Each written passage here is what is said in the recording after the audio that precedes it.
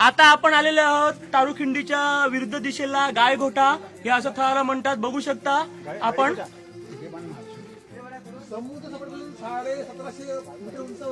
धन्यवाद माहितीसाठी वैभव पाटील. तुमच्याकडे येतोय थोड्याच वेळात. तोपर्यंत निसर्गाचं सौंदर्य जरा मी कॅमेराबद्ध करतोय. आपण बघू शकता हे आमचे वाताडे म्हणजे आपल्या भाषेत गाईड अजिंक्य पाटील.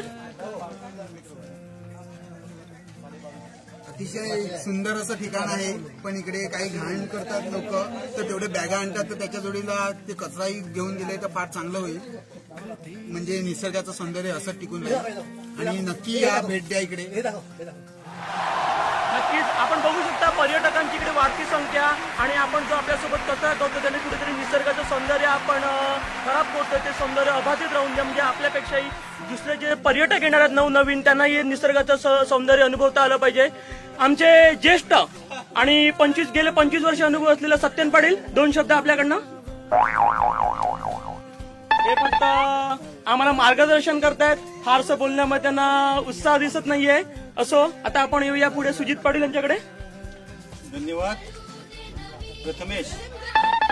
आज आपण ह्या ज्या रम्य ठिकाणी आलो आहेत ना, हे ठिकाण जे आहे ते ऐतिहासिक, जसं की कोणीतरी स्वतःहून असं मुद्दामून बनवलेलं ठिकाण आहे, पण हे पौराणिक ठिकाण जे बनलेलं आहे की नैसर्गिक वातावरण जे बनलेलं आहे की या ठिकाणी बसून आपल्याला असं वाटतं की कुठल्या तरी असं बिल्डरने किंवा कोणत्या बनवलेलं ठिकाण या ठिकाणी बसून इतकं निसर्गरम्य वातावरण वाटतंय की आपण प्रत्येकाने इथे येऊन आपला एक तरी अनुभव इथे येण्याची वाट पूर्णपणे खडतर आहे.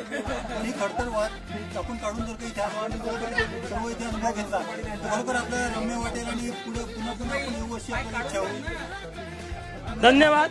निसर्गाचं आपण म्हणूया आज आपण नवनवीन बिल्डिंगा बघतोय, नवीन इमारती बघतोय, त्याचे वास्तुविशारद वेगवेगळ्या संकल्पना राबवतात, पण निसर्गाने स्वतः आर्किटेक्ट केलेल्या निसर्गाचे सौंदर्य क्षण आपण पाहतोय. वैभव पाटील तुमच्याकडे येतोय. वैभव पाटील, निसर्ग निर्मित सर्व ही गोष्ट एवढी चांगली आपल्याकडे बघायला मिळते. ऐतिहासिक गोष्ट असते ही अतिशय एकदम म्हणजे घाण उडतात.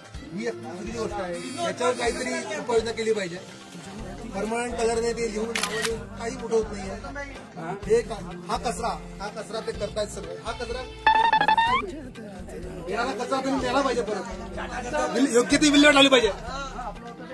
गौतम पाटील, आपण पाहिलं असेल हे नैसर्गिक असं ही डोंगराची एक कपार तयार झालेली आहे.